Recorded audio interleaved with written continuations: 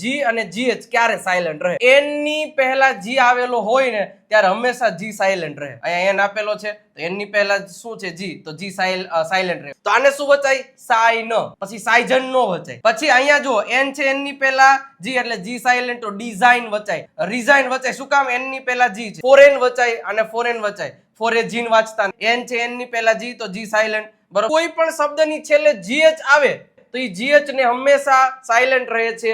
પણ આ કેવું ખબર છે? 99% કેસમાં. તો 1% કેસમાં અરે અપવાદ. તો કોઈ શબ્દની છેલ્લે જીએચ હોય તો જીએચ સાયલેન્ટ રહે છે. જો હાય તો પછી હાઈ જ એવું ન વચાય, હાય જ વચાય, ખાલી એટલું, કારણ કે છેલ્લે જીએચ છે. અહીંયા સાય કારણ કે છેલ્લે જીએચ છે. અહીંયા થાય છેલ્લે જીએચ છે. પણ આટલા શબ્દો યાદ રાખી લેજો. અહીંયા જીએચ છે એ સાયલેન્ટ નથી રહેતો, પણ આનો ઘ શબ્દ ન નીકળે.